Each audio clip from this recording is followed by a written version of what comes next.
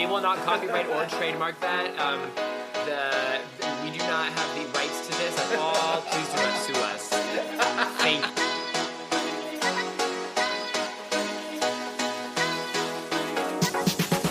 you. Welcome to These Unprecedented Gays, featuring Joe Granelli and Paul Smith.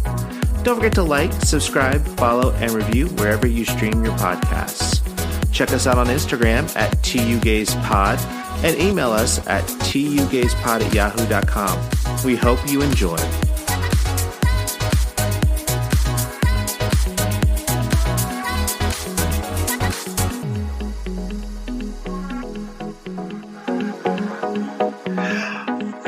I'm Paul. And I'm Joe. And we're These Unprecedented Gays. That was a very long, exasperated gasp. Was it? I was like, what do I go in? You're like, I know. It's like you're checking you don't have COVID. I don't have to do that anymore. What? Oh, because you're like quintuply vaccinated? Yeah. Did you get your booster yet? Not yet. My fourth booster I haven't gotten yet. The bivalent one. Yeah. Are you feeling bi? No. Oh my gosh. So how was your week? Well, you should know because you were a major part of it. I know. I had a birthday. Yes, you did. I went around the sun one more time. Or the Earth. Around the sun, yeah. Is it? I should know that. Yeah. We made a revolution. Right. And no, it was good. So the weekend was actually pretty jam-packed. On Saturday, we hung out with you guys and watched like costumed people for the normal, was it Nightmare on Normal? Nightmare on Normal Street. Which, do you want to explain what that is to the listeners? So in San Diego, they do a huge block party the Saturday before Halloween, if Halloween is not on a Saturday. And we live on a main street close to that area. So people walk by all the time in their costumes. So people walk by as a bunch of bananas. So we're like, oh my God, you guys are appealing. But I thought you had to split. Yeah. Yeah. They did not find it funny. They didn't find me funny, but I'm like, I don't care. And I kept asking, because you guys had candy, and I was like, enjoy the fentanyl. And you guys were like, maybe you shouldn't say that. And I was like, okay, I guess I won't. So we did that. And then on Sunday, I did the Rooftop Cinema Club at the Hyatt downtown. Okay. With coworkers Stephanie and Tiffany, and then we had brunch at, I don't know, what was it called? The Provisional Kitchen. Thank you. Pendry. I was like, I know your weekend better than you do. There's like a pen and a dree, and they had a really good brunch. And then we went and saw the movie, and then I hung out with other friends, and we played Just Dance on the Nintendo Switch, and had Pizza Hut and cake. And then on my actual birthday, why you laughing? Nothing. What? Go ahead. What's that look for? Nothing. And then on my actual birthday, I did absolutely nothing throughout the entire day. And then you guys took me and Nick out to dinner, which was super nice at Costera. I know. Which was fancy. I know. It was. Good food. Really good. Beautiful view, too, of San Diego. Yes. Although the queso was pretty spicy. The jalapenos did me dirty. Yeah, that was my week. How about you? It was good. We did like some Christmas shopping already. So where? Well, we did it online. Oh, okay. Like we decided for the kids we're going to book cruises for everyone. So we booked that for us and the kids together. Now? Yeah, I can say it now. What if? Okay, they're not going to listen. I think the kids listen. I'm not sure, but that's okay. They don't know what kind of cruise. Yes, exactly. But yeah, so that was it. We had dinner with you guys at Costera, which is beautiful, and I had a margarita. A strawberry spicy margarita. What was it called? It was called the Frida Rita. There you go. So, and that's going to come into play here in a second. So, but because we're going to get into our next segment. But I want to introduce, because we have a special guest this week. She is a master mixologist, which I think means there's also a sub mixologist if she's a master. I don't know. Is that a sex thing? Yes, it's like a dom and sub. Sure. And she's a cocktail curator and researcher, Tiffanie Barriere. Sounds like Perrier, but with a B. Hi, Tiffany. Hey, y'all. Coming in from the ATL. Hey. Thank you so much for making time for us. So before we get into you, we are... Wow. I was like, okay, this is kind of freaky. We are going to do our segment called mouth to mouth. Mouth to mouth resuscitation. So, Tiffanie, is there anything giving you life right now? Anything that's, that you are obsessed with? Passion is a big thing for me. I love love. I love what turns people on. I love being stimulated and watching people being stimulated, not just sexually, just in general, whether it's shopping or a song. But for the very first time in my entire life, I painted my nails red. Oh, and they're beautiful. Whorish red. That girl red. Give it to me. I'm about to take it red. Oh, my. And my mother never let me wear red nails. I could wear a red lip. I could wear red shoes. I could do a lot of shit in my life, but red nails was hussy. You better not be a skeezer and wear red nail polish. Oh, and interesting. I decided for the first time to get red nails, and I cannot stop staring at my hands. It's every time you put your hand up. It's what is that? It's giving me no life. hand who dis. It's giving me fucking life right now. Okay, I love it. Joe, what about you? Oh, I didn't know I was getting called on. Hold on, let me open up my Google Doc. Okay, well, I have two. You go. All right, so we're, how we're rewatching things from the beginning, we did Survivor, and we're still in the middle of that. We're also watching Drinkmasters on Netflix. Is that the one with Dave Navarro? Yes, okay. one of the tattoo artists. Yeah. We love it. Is that is Kat? What's her face on that too? I don't know. She had a tattoo show, no? Kat Von D? Yeah. No, I don't think so. I don't think Was she's she on a that tattoo one. artist? She's a different one. Miami Ink, maybe? Yeah. I don't know. Anyhow, go ahead. And then I'm also obsessed with Drinkmasters, which is why we have Tiffanie on the show right now, because she is a guest judge on one of the episodes. We haven't watched the episode yet, Tiffanie, because we are not bingers. So we have to watch it in order because we don't know who goes home before that episode. So let me know. Spoiler alert before you say anything. Okay, and I'll close my ears. But she's a guest judge on there on episode 8. Yeah, I think we're on 2. Or maybe we're on 4. Oh, you got it. You sprinted on ahead. Uh-huh. So what about you? What are you getting like? Well, today the torrential downpour this morning, the rain. Okay, that gave me life because I was just in the first rain of the season, even though it's not a season, we don't really have seasons here. I went and took Max out, and then when we got back, I was oh, it's drizzling, and then it downpoured, and I was oh, I love this. And then also what's giving me life is Sprouts, the grocery store. And you're okay, whatever. But the reason is because they have all this fall themed food. And so I got apple cider pancake mix. Not good. Okay. I had that for breakfast and I was no, not good. But they have pumpkin spice covered malt balls as well. And also they have good prices. So those are my 2 things. Awesome. All right. So Tiffanie is here, and like I said, she's from the ATL, and she is a master mixologist, was the beverage director for One Flew South, which is known as one of the, if not the best airport bar in the world. And she is also has her own business called The Drinking Coach. So I would like to be coached on drinking. There you go. But so welcome, Tiffanie, to these unprecedented gays. Thank you for being here. And so if you could, for our listeners, can you just give them a little bit of your background, who you are, how'd you come up in the hospitality industry, all that kind of stuff? Yeah. First, I'm just happy to be here. I'm smiling so hard.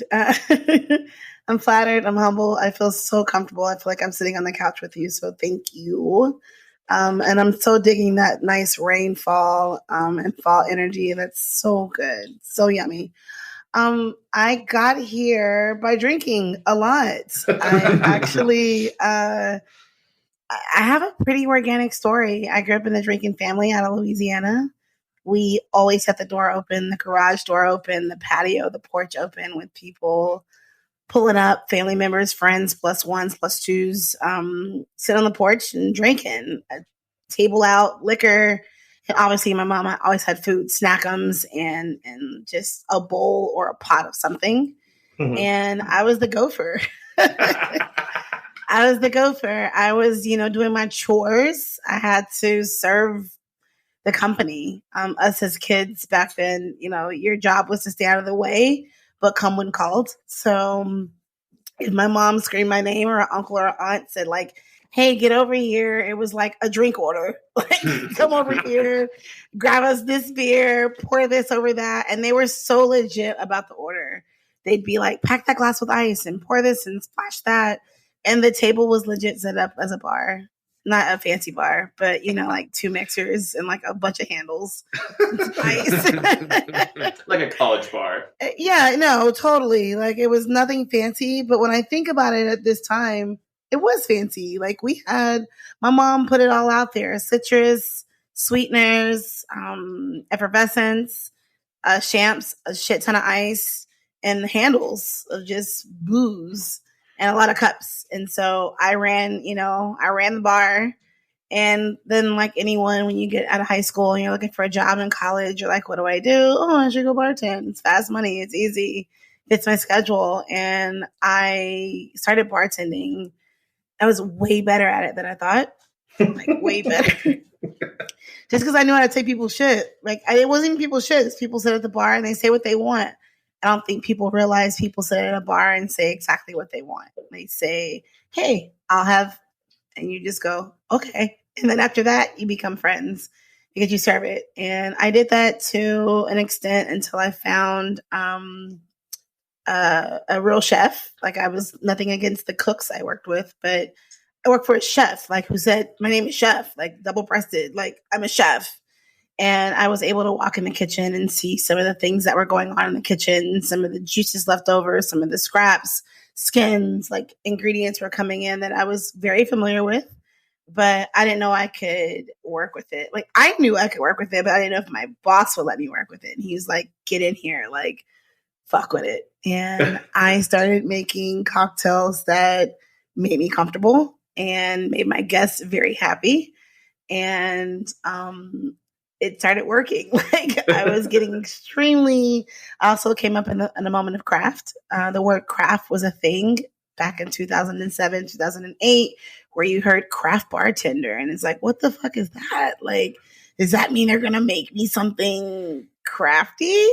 Yeah, I mean, it was. Macrame? Oh my God. What are they going to This is your cook for Mod me? Podge. A macaroni background. We give a lot of things to the chefs from like Food Network, and Food Network taking a chance on, chefs being seen on camera and seeing like what we really do behind the scenes. So I started, juicing the weirdest things and adding it to cocktails and shaking it up. It worked. That bar that I was working at just so happened to be in the airport, where it is the busiest airport in the world. That's here in Atlanta. Atlanta Hartsville. If you've ever been delayed, you've been here. We are the Delta hub. We are the busiest airport in the world, 100 million passengers a year. I didn't even know the word 100 million exists, but it's a word and it's a number. And we had the nerve to be the number one bar in the busiest airport in the world. So that made us the best airport bar in the world and the busiest airport in the world. And I was crafting out ridiculous dumb shit that was delicious. I started competing. I started winning. We read a lot of articles. It got great. And then we just started knocking doors down. I didn't think about myself as a woman in the career. I didn't think of myself as a Black woman. I didn't think of myself as a queer woman. I didn't think of anything. I just thought, I'm just a bartender kicking ass. But then I realized, in the middle, Theo says hi. I realized his name is Theo. He's so cute. I realized in the middle of the career that we were no longer just an airport bar. We were a bar inside of an airport, a restaurant and bar in the airport. And we were doing some major stuff. We're representing the South. I was representing for Black women and queer women and bartenders. And let me fast forward. I worked there for 7.5 years, got a couple of awards, a couple of gold medals, and then I decided to leave and just really focus on what the industry really means to me, which is like hospitality and all those fun things that I just listed, like the boxes I was checking, but the rooms that I wanted to be in. And so the drinking coach became about. And she has been floating and working rooms ever since then. Gotta grind it. Honey. Okay, so just so you guys know, she is downplaying her role and the role that One Flew South had at this airport because they, two times, you guys were semifinalists for James Beard Award for service. Like, when you think about this is an airport bar, people are just trying to get through stuff and like get to their plane. They don't really care about service; they just want to drink. Mm-hmm. But like these guys took the time, and out of all of the restaurants, bars, everything in the South, they were a semi-finalist for James Beard for service. Wow. That's amazing when you think about it. So I really appreciate you saying that. Of course, come on, girl.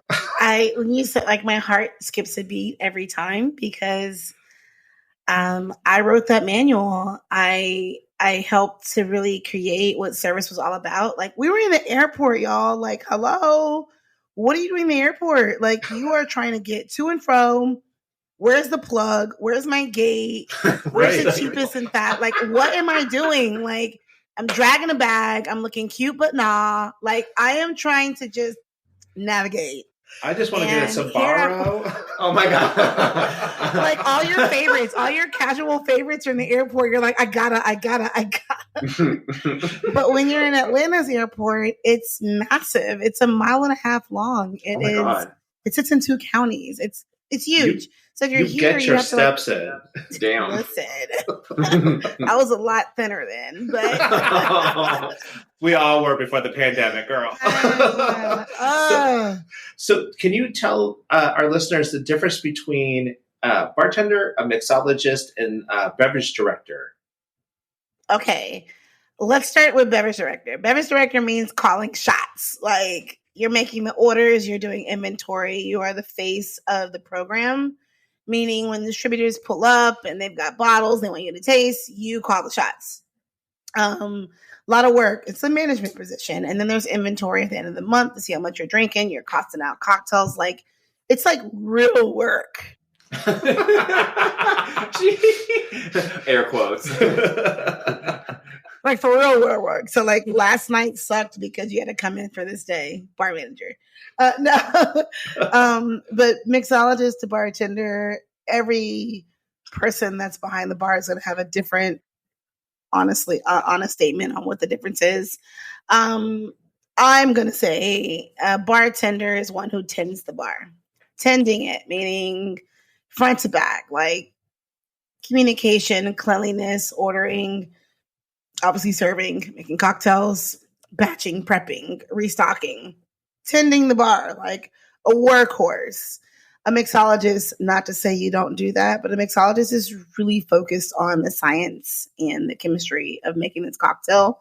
That does not mean that they're not tending the bar and serving and stocking, but I think that some of us want to identify differently, and that's cool.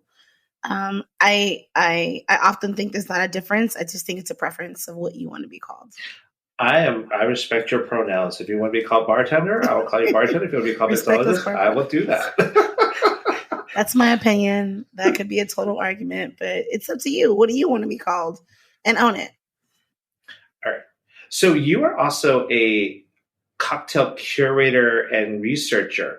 So I was reading up on you and everything, and I noticed that you said that you found out that the lemon squeezer was actually invented by a Black man, and because he was selling lemonade back in the day, right? Is that true? Yeah, so he pretty much perfected it. So a way to juice lemons had been done a trillion times. Like, use your hands, use a device of sorts. But because of the difference in segregation of Black and white culture, it was really seen where Black people were getting a different kind of lemonade than the others. Maybe they were getting lemonade with, I wasn't there, but obviously they could have been getting lemonade with lemon seeds in it, or it just wasn't sold the same.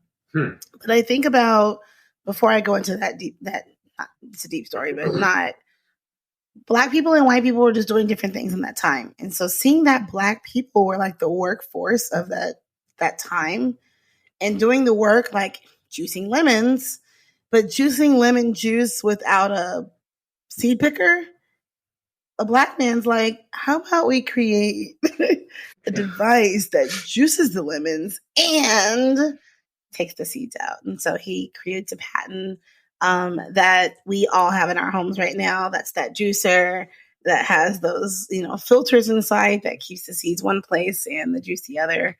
But those names aren't really talked about. Like patents aren't really spoken about when it comes to devices, when it comes to Black and white. There's white patents and there's Black patents. And then what attracted you to learning about all the history behind cocktails and the cocktail industry? I love liquor. Like, hello. Hello. But I barely know her. Should need a drink. That's my joke. I absolutely love spirits. I love alcohol. And there's a love to the beverage community. Like there's beer, wine, liquor, and we are in a new space of non-alcohol and low ABV. But I've always loved liquor, and I'm not embarrassed and not ashamed to say how much I love it, and I drink it and I balance it. But when it came to understanding like spirits in general, I was thinking like, cool, like distillation and fermentation. But I was so gravitated to ancestral reasons this was happening, like legit ancestral reasons, because we weren't just making alcohol to have cocktails. We were making alcohol for like ceremonies and rituals and healing mechanisms and tonics. So I started doing a deep dive into who created this stuff, why did they create it, what was the real research and story and chemistry to it. And a lot of it went to people of color. And I was like, I'm a person of color. So this is a deeper dive into what I love. Like, whoa, spirits, distillation, ceremonial, people of color. Let's go. This gave me another reason to like make a toast.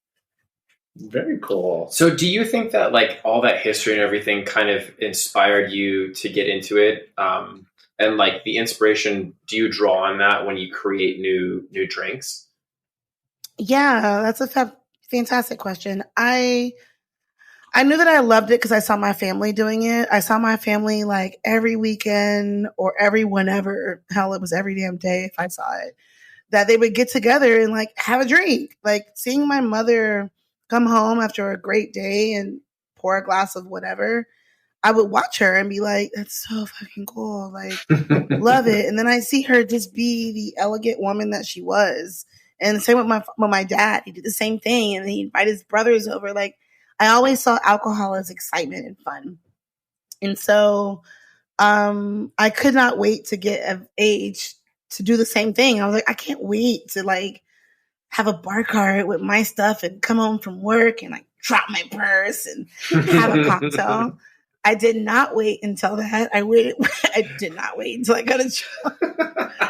But it was like it was a goal to be like mature and sexy and like have a cocktail or pour a cocktail for Bay or just, it just looks so good. And I was like, I need to know not only why they do it, I want to feel like that.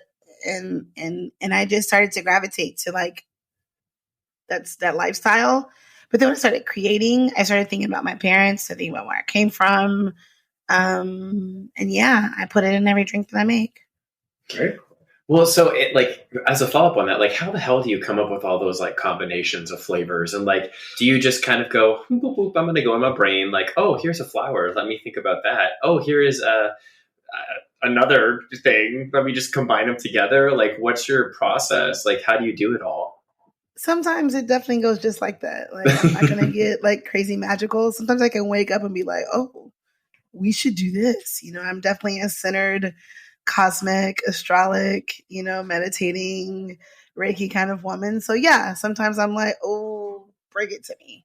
But then we're also blessed with like seasons, styles. Mm-hmm. I'm a woman, so I need the theme at any time. And I'm like, what's the theme? What's this week? What's, on the, not so much the news. The news fucking sucks. But Mm-hmm. what's going on from music to style to just the seasons? Like, we're so blessed to see seasons. Well, some of us are. I was just going to say, tell us what is it like over there? What are those seasons you got over there? The season really thrives me, and then the spirit. Like, there's so many different spirit profiles. So the spirit profile it breathes on me. So I'm like, I will taste the season in fruit. Like, you were in Whole Foods and Trader Joe. You were in Trader Joe and you were like, oh no, you were in Sprouts. Sorry, other store. I go to all those stores, by the way. I was like, wait, all the same style purveyor, but you were in Sprouts and you're like, they had a whole season section, and that's what us in the culinary industry think. We thrive on that. We're like, ooh, this is in season. We taste it, we eat it, we cook it, and then we're like, ooh, well, for me, after I eat it, I'm like, this goes great with gin. This goes great with bourbon.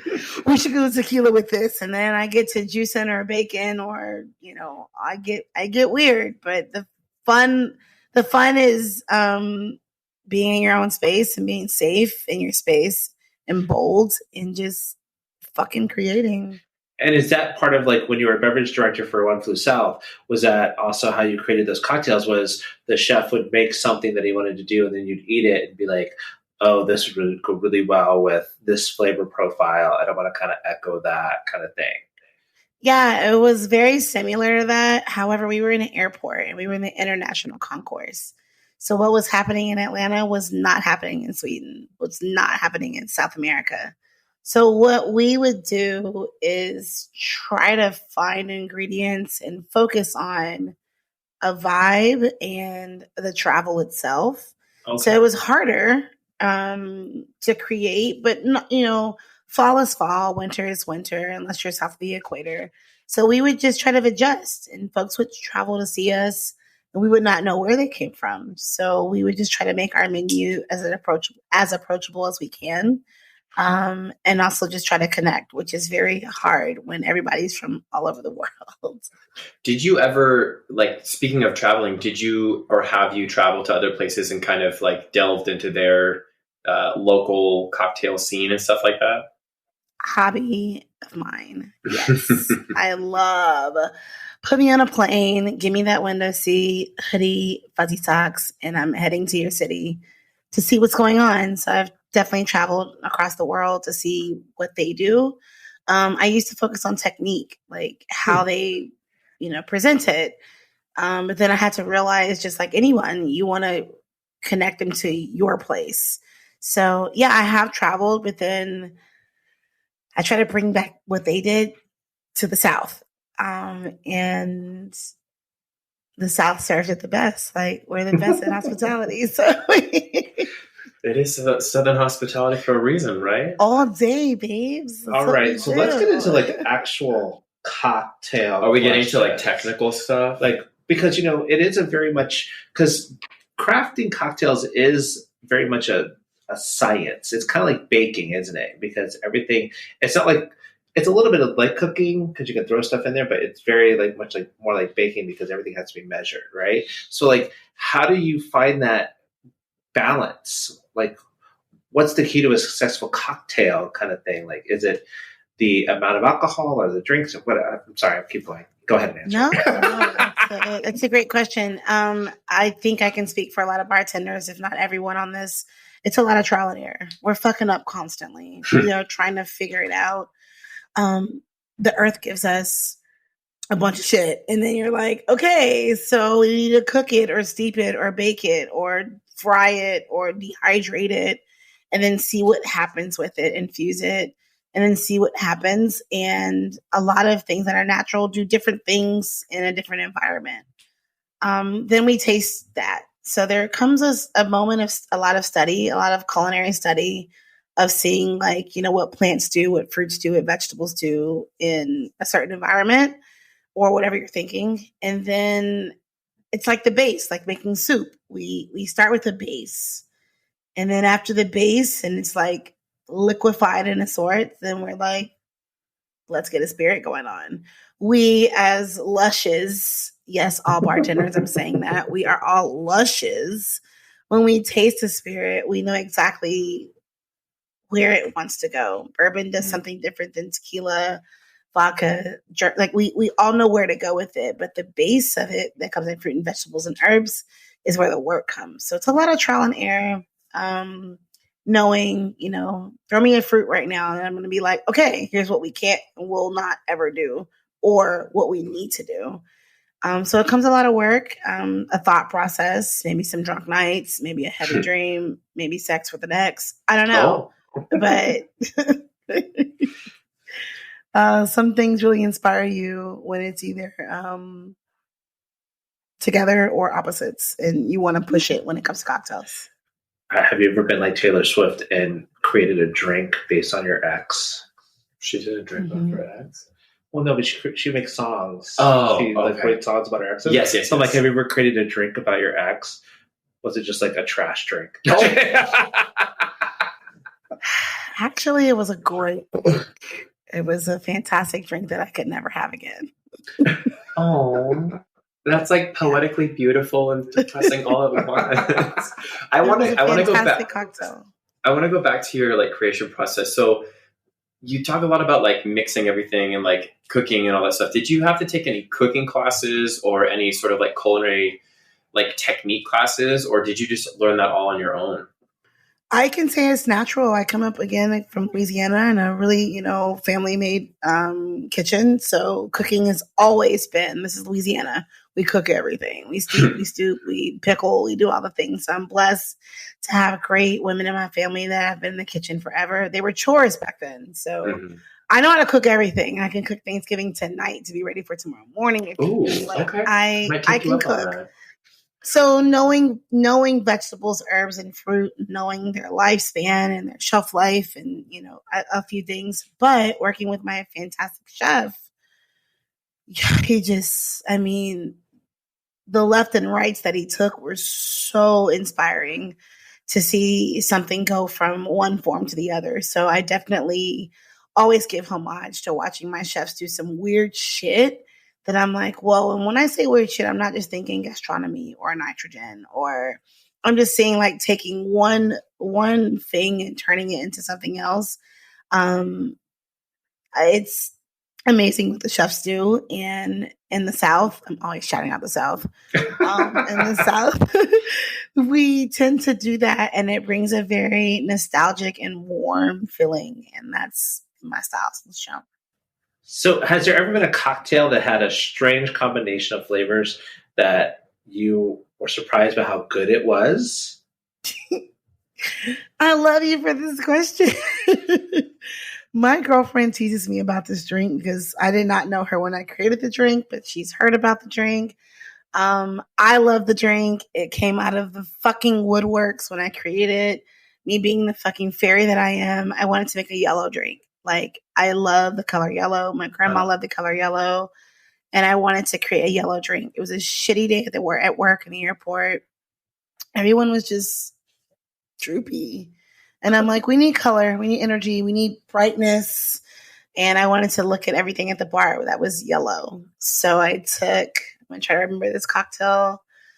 Lemon juice, Saint Germain, yellow chartreuse, golden beets. Oh, I love golden beets. No, don't do it. Was so good. I am not a beet man. If you know me, which you do now, beets are the number one thing I don't like. It's My too bae earthy. hates beets. She hates beets. But when you take like earthy loves sweet, sweet loves sour, sweet loves spice, like I balance this flavor profile to have beets, lemon, herbaceous yellow chartreuse, Saint Germain, and then I threw gin inside. I need a clear spirit just to make this stay green. Stay yellow. Y'all, I shook the shit out of this drink and it poured out, and I was like, "Oh my god!" It was stunning. It was so good. It was actually a cocktail that I submitted into a competition that made me top 5 of this competition. It was unbelievable. I did not think it was going to happen. Of course, everyone, as you said, was like, beast, oh my God. But the way I balanced it was great. And I call it the yellow brick road. Oh, So I made you gravitate to it, like, for a reason. And it was a story. And to this day, I'm so proud of that cocktail. wow. And do you like write everything down as you're doing it so that you can, you know what the recipe is, and then you can go back and change things? And Yeah, I mean, I keep a little notebook. The ingredient is there. The portions are always fucked up. Like quarter ounce, half ounce, 3/4. Try, like, that's always a scribble. But the ingredients are always usually in a bartender's mind. Like, we see the ingredients, we see the bottles.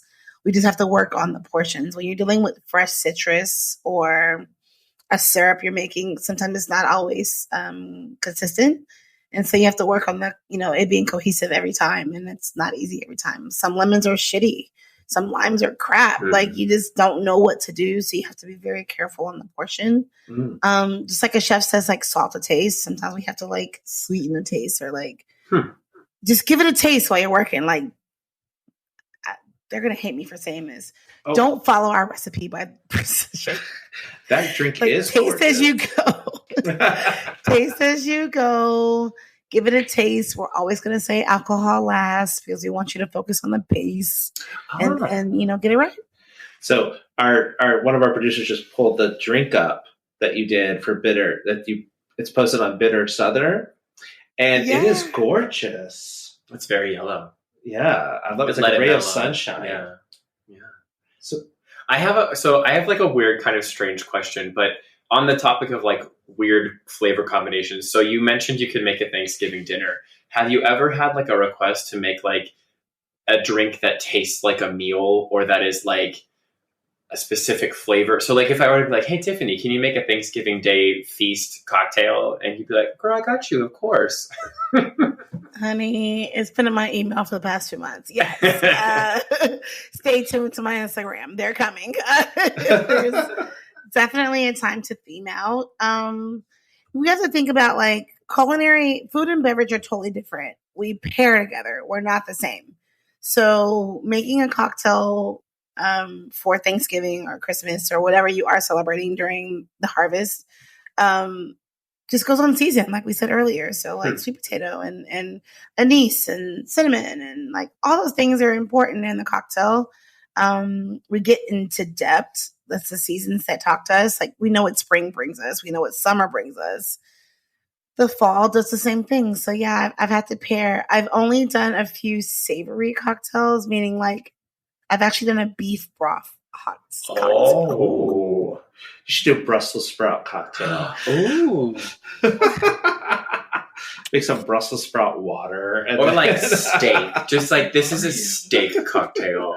Listen, the deepest I've gone, you didn't ask this question, but I've actually done a cocktail with asparagus water.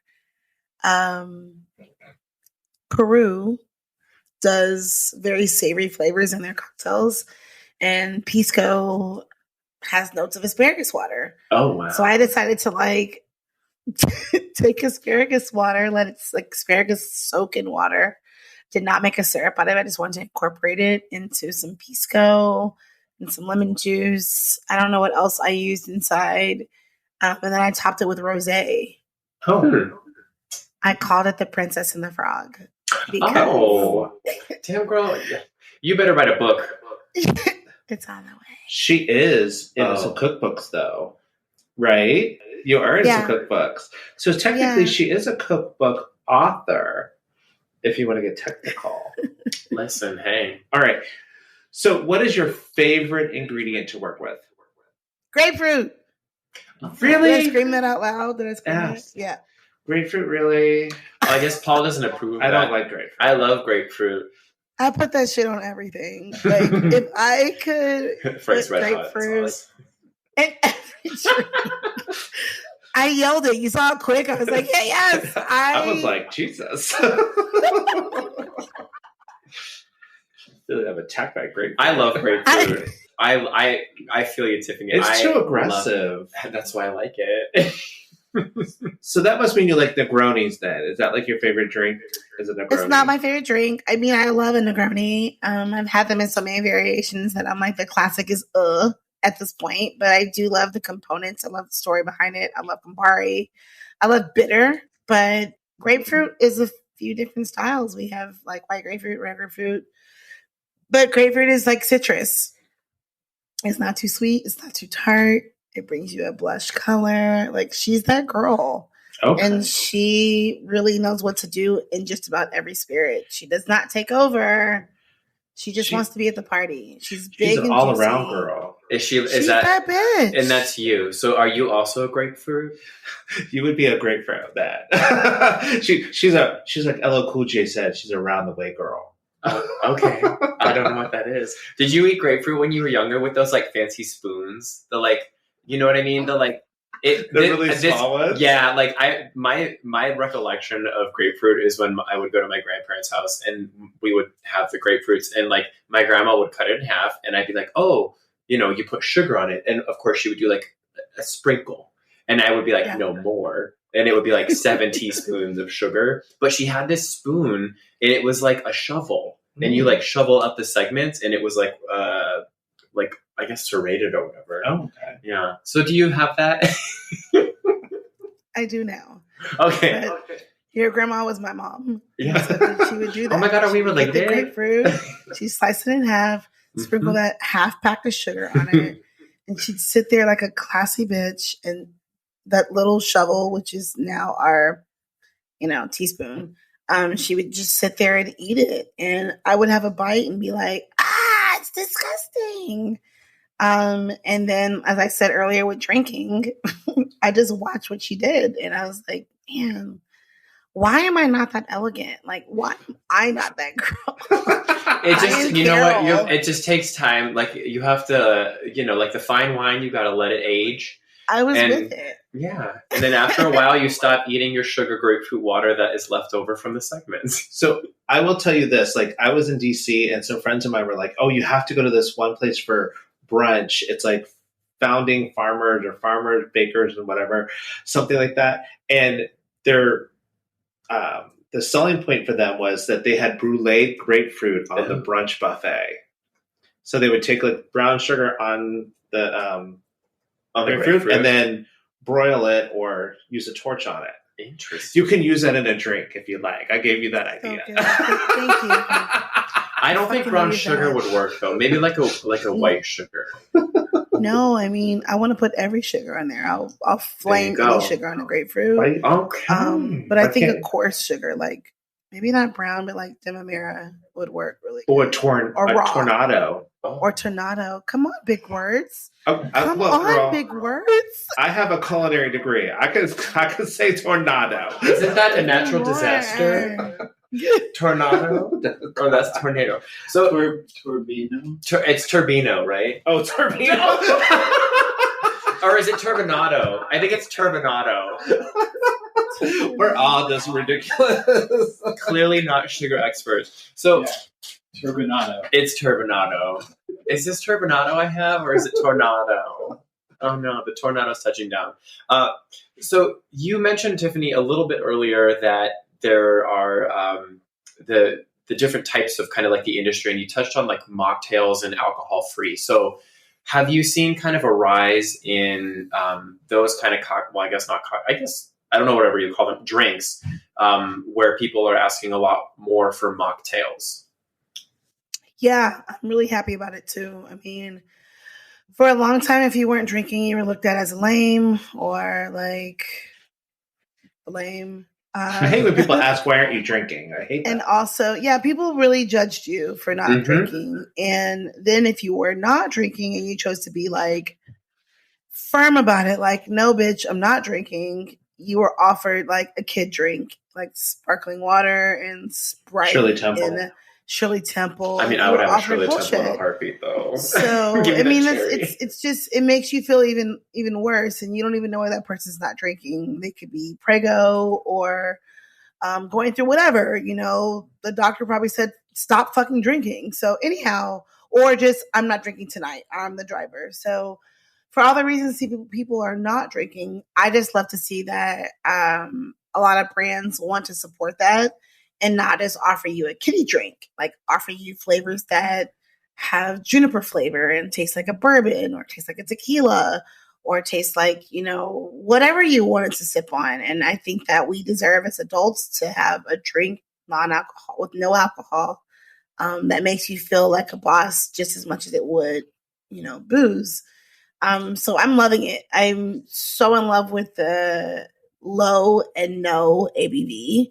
I think it has a space just like any other brand in any industry, from vegan to gluten-free. And we shouldn't be judgy. Like, liquor is already trying to make a way for itself. And here we are judging, like, why aren't you getting fucked up? Like, that's fucked up. Like, it's bad. So I love it. I have a lot of non and low ABV bottles in the crib. And I dig it.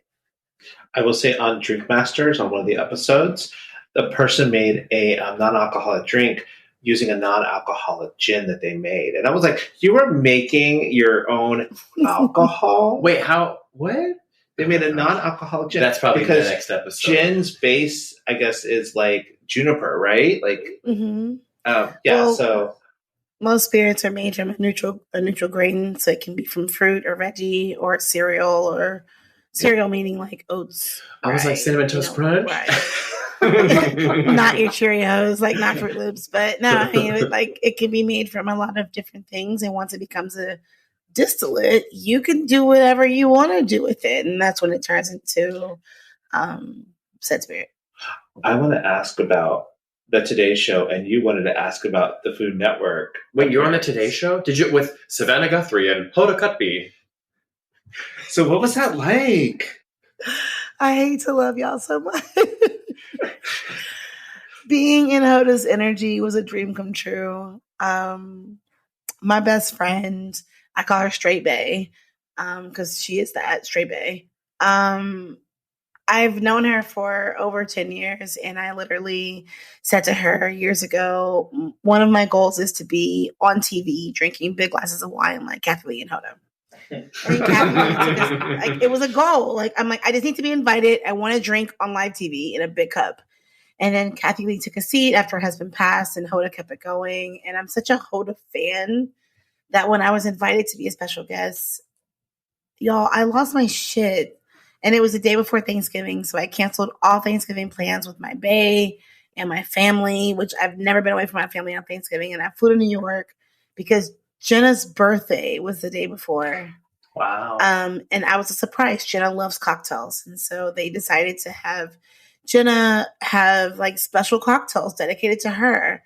So Hoda emailed me, and the team emailed me like things about things about Jenna, like what she loves and what she drinks and what she hates. Was her first cocktail.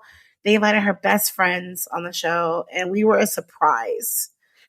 So here she was going through the whole show, and then I pop out with like 3 of her favorite style cocktails, hoping she loved my cocktails. Like hoping she loved my cocktails. We're in the middle of we're ending the pandemic. It's the day before Thanksgiving. I mean, yeah. So Rockefeller Center is like litty McGritty. Mm-hmm. And I was a nerve wreck, but they loved every sip. We toasted, we hung out. Hoda and I danced to Stevie Wonder like 5 minutes before we got started. She called me queen. Like, it was just... I want Hoda to call me queen. Me too. And they threw me in an Uber after that and sent me home. So it was like... They're like, thank you, goodbye. Okay, bye. And they sent me in a black car and sent me back home for Thanksgiving. And I sat at Thanksgiving table with my partner that next day, like in shock. Like, was I just on? Did that just happen? I was on national epic. TV. I would do it again and again and again. It was epic. Awesome. Well, and so then you were on the Food Network. And so the Food Network, I think, was in the pandemic because you guys had your little Zoom squares, right? So was it like, did you get more out of it than you would thought? Or was it like, what was that like? It was scary. We were definitely deep in the pandemic. We were trying to they were trying to keep their show alive. I was just really humbled and happy that they recognized me for my work that was happening on social media, where I was making these daily, weekly posts on cocktail history, but it was really focused on Black history. And so I was just dropping gems on, Black help and hands and cocktails. So I was just really honored that they were like, let's do this. But then come production, it was really, really tough to film during the pandemic. So there were cell phones involved, like 3 or 4 cell phones and a laptop. I had to put around my house. I had to create a very simple cocktail, like things you have in your home. So I love the cocktail I made, but it wasn't something that I would normally do. It was just like something you can order online or Drizzly and like grab ingredients. But it was very special that they let me share a Black story. They let me be myself. We were in my house. The team and I are still friends. Like, that's so fun. We're so cool. Like, they constantly like check on me and like tag me and stuff. And it's just epic because the pandemic did a lot of things for a lot of us. But to be seen and heard, oh my God, I don't want to cry. Oh, that's awesome. To be seen and heard at that time as a Black person that always wants to uplift the Black community, it was fucking magical. Y'all. We're going deep in this, We girl. take We're you like through Oprah. We take you on a journey, I thought you girl. said okra. Oh, that could be an ingredient in a drink. No, Tiffany, please don't put okra in a drink. You probably have. You're like, I love okra. Let's manifest her. Next you have to have an okra drink with Oprah. Oh, there you go. I've done an okra drink, but I've never had okra. Okay, so that's my next question. It's a 2-parter. Who has been your favorite celebrity interaction, and who is a celebrity that you would love to make a drink for? Wow. Who I'd love to make a drink for never changes. Stevie Wonder and I have a date somewhere, sometime. I don't know. He's got to hear me somewhere. I want to meet Stevie Wonder. I want to have a cocktail with him. I want to laugh with him. He's a comedian. I'm a huge fan. Like, I know every album. I know every song. You danced with Hoda to Stevie Wonder. So like, it was a thing.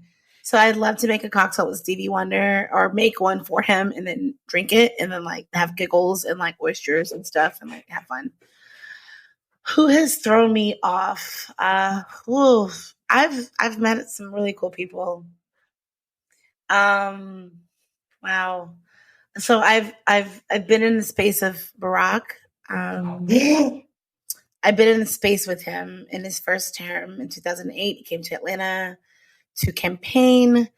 And of course he wasn't drinking cocktails. He had a water from me, but he was in the same building as I and got one of those, those small little nipple bottles of water. Those I handed one to him and I was like, oh my God. Did you see that video that he has out right now where it's like he's at a campaign stop and he's like talking and he's like, I'm a little bit older, a little bit grayer. And a woman behind him is like, you still fine as a motherfucker. He is. I mean, hello. I just thought that was hilarious. I would love to. I mean, he's wowed me.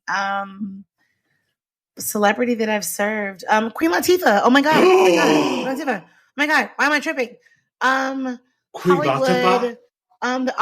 The queen, my queen, the only queen. When I heard the queen dad, I was like, it's not Latifah, is it? Right. We were like, wait, who? Latifah or Mary J? Like, which queen?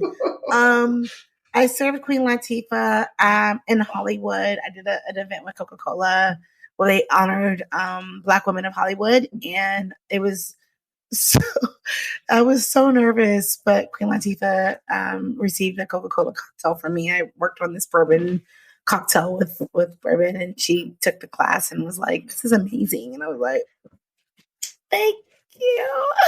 Did you ask her about her role in the last holiday? I didn't say shit. I just said thank you. I would have been like, excuse me, everyone. Ladies first. Here you go, Queen Latifah. Oh, I was You like, know me. when I see why. Okay. That was all of 6-7 years ago. She was like one of the reasons that I got into house music, because Coming to My House and Girl I'll House You by the Jungle Brothers were some of my first house songs I ever heard, and I loved it. So when people talk about like Beyonce doing house music, I'm like, no. Wait, no. Queen Latifah made music? Oh yes. Oh. She is like one of the like queens, like she's paved ways for people. Page Waves. Interesting. Also, get into her jazz album called It's beautiful. I love her voice. I wonder if she's a Christmas album. Have a martini and gasp on that album. It is elegant and beautiful. So I want to ask questions about Drinkmasters. So obviously you're a judge. My main question is, how do you avoid getting drunk when you're tasting all of the cocktails? Because there have to be multiple takes, right? Or do they do like, do you taste it and then you may not be able to tell me this because it's like secret production stuff, but like when you're tasting it, is it like you had already tasted it and you're just like doing it and that's like a mocktail, or like what's that all like? Full disclosure, we're drink professionals. We don't get drunk. We're not getting drunk. So 1 or 3 sips of, a few cocktails is not going to get us there. And we are tasting. There's always water on deck. There's always snacks we've eaten. Like, we know our whole drink responsibility rules. So yeah, no, Drinkmasters, we were drinking those cocktails. We were taking a sip. And we were also judging on what it tastes like 5 minutes later. When you go out to have a cocktail, you take that first sip, but you're sitting there with that cocktail for a minute, right? So we were drinking those cocktails not to full capacity, but we were drinking it to understand where they were heading, and then we were also gauging it and judging it on what it would look like or taste like at the end. So nobody's getting drunk. I just imagine that like you have to do like 13 takes, and it's like, oh my god, here we go. I did something wonky there. We're gonna have to retake that. You're gonna have to take another drink. I feel like that's there's a show or there's something like that where they had to, I don't know. So it's not like we're being good with it. Like, we kind of know. I mean, sure, you're getting a buzz, but and then you're also offered to spit, which I don't spit. Spitters are quitters. Why would you do all that work to spit it out? So yeah. But would you have preferred to spit any of them because you're like, wow, this is crap? I'm swallowing. I work too hard for that. Okay. Same, girl, same. So what is like some of the trends you're seeing coming up, and what do you want to see go away? Oh. I'm putting you on. That's some hard hitting journalism. What would you like to get rid of in the alcohol industry right now that you don't love anymore? What is not giving you life? Oh my goodness! I want to see flavored hard seltzer beer. Oh, like Hard Claw, or what's it called? No. Like hard seltzers, like White Claw and those things. I think that they have a place. But when I see some brands, mango something. Oh, all those really flavors. I think that's weird. I think that, I understand that we want our people to drink in the category, but I want to continue to educate people on, if the category isn't your thing, don't drink the category. Like, I hate beer. And then the brand's like, they hate beer, so let's add blank. Stop. They don't like beer. So let's just convert them to something else, into wine seltzers or RTDs. So no, I'm a little bored with that, I think. And I've seen actual additives, like people making additives to drop into drinks to make it taste or enhance it. Huh. I'm holding off on brands, but boo, stop it. Like, just stop. It's stupid. But I am loving seeing coffee cocktails. I'm loving seeing tea cocktails. I'm loving to see RTDs. What's RTDs? Ready to drink, babe. Like I'm Come on, I'm so here for the ready to drink category because it does so much. Like, who doesn't want something ready to drink, for one? The ABVs are changing. The profiles that are present. And for the novice who doesn't even know what a cocktail is, they can buy a bottle of something and say, oh, like the bottle says Paloma, and not know what a Paloma is, and then drink it. And they'd be like, I love Palomas. And then do maybe a baby research or Google something, because that's where we are now. And be like, oh my God, I did not know it was like grapefruit and tequila and soda. Or originally it was squirt and tequila. Like, it gives the consumer a space to learn. RTDs are picking up their ABV. The packaging is cute. It's convenient. It's boozy. Like, I love RTDs. I mean, I don't drink them a lot, but I support them a lot. Okay. Again, with coffee cocktails, I think coffee cocktails, who doesn't want caffeine and booze together? They're really good. See, I love going to like a Mexican like birthday party or something because they always have palomas, but it's always squirt and tequila. And I'm like, that is the best. Give me some like redneck Mountain Dew margarita too. I will take that lowbrow kind of drink. Give me squirt and tequila, but that's the original. Squirt was the first soda that Coca-Cola supported, and they did it specifically for Mexico. And that's the Paloma came about for that reason. Like, this is for you all, and it worked. It's great. Like, it's the best. So, well, one of our last questions before we go and wrap it up and everything, because we do have a quick fire section for you too. So, but what would be your tips for people to be more adventurous with their cocktail choices? Drink something you never drank before. Okay. As simple as that, I guess. Stop being basic. Try yourself. Yeah. Wake the fuck up and explore the world, girl. And what oh are my you God, drinking that was so right rude. now? Oh my God, but yes. Try something out. Like, try it in the same way. Like, if you love a Cosmo, be like, can I get a Cosmo with tequila instead of vodka? Like, go there. Like, try it out. So Trust do your something bartender. different. So what are you drinking right now? Because I see you drinking out of a very pretty glass. So what do you have? What did you make yourself? It's a 50-50, which is a gin cocktail, which is equal parts white vermouth and gin. Oh, okay. And what would be a good cocktail that you would make or somebody can make at home for the holidays? There you go. Listen, I'm a margarita woman all fucking day. A margarita lives seasonal. You can do it for Christmas and every holiday. So make your traditional margarita, agave, tequila, lime, but then add like apple cider to it. Oh. Turn Cranberry her juice. into a different direction. Put her in a little, pumpkin basket and make her a thing. But no, I love a margarita. So I love a margarita year round. Again, I'm repeating myself, but like apple spice or like cardamom, pear, adding those different ciders that are available in your local grocers, Sprouts, shout out. And adding that into your margarita base, the one that you love to make, like how you make it, to me is a perfect holiday cocktail.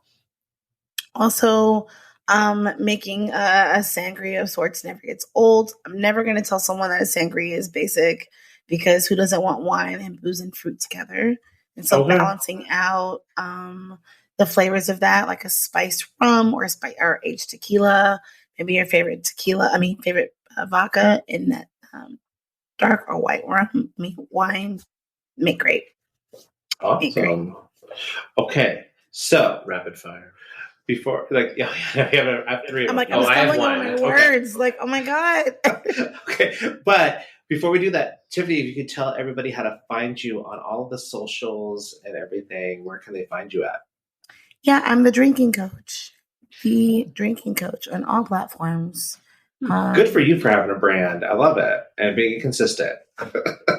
Yeah. I don't tweet often, but if you are tweeting, I'm drinking coach, but it's irrelevant. But yeah, IG, Facebook.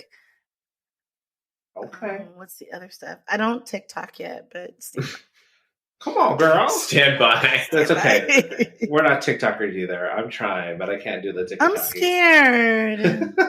You I don't should want be. people making fun of me. Yeah, I know, right? I You don't might want sustain an injury from like the dancing or whatever. Okay, so we're going to do the quick fire. Mm-hmm. I'm going to do the first one, okay? I'll do the All second right. one. So you have to just right off the top of your head, whatever you're thinking, you just tell me what it is, okay? What would your entrance phrase be when you walk into the workroom on Drag Race? It's Brittany, bitch. Okay, what about you, Joe? Okay, so I see that you have plans. So I'll give you time to hold on. She's got to laugh. You good and composed? You good? Yes. So what would be the reason that you kill your plant? I never came home. Oh. Okay, then. That makes I sense. stayed at her house Oh, too long. there we go. You didn't tell me what your phrase would be when you walk into the workroom. Oh, sorry. I got excited. That's a great phrase to walk in on. Oh, I don't know. I forgot. I got excited. That's your entrance phrase. Oh, I don't know. You go. So I'm like Waffle House. Rain or shine, I'm always serving. I don't know what mine would be. Oh, I have no idea. okay. All right. So my other one is, okay. This is a Drinkmaster based one because I was very upset that Tone Bell does not have a specific thing to say at the end, like Project Runway or like Avita Zane or Sashay Away or something. So what would your elimination phrase be if you were the host of Drinkmasters? Unfortunately, you didn't make this last round, so I need you to swallow. Oh, okay. Oh. What about you, Joe? What would yours be? Do you need me to go? What do you think? Yeah. Okay. So I had two. I was like, that was your last call. Oh, that's cute. And I'm like, the other one was time to close your tab. Oh, that's so cute. And here I am being all raunchy and nasty. I think We love it. mine would be go home. You're drunk.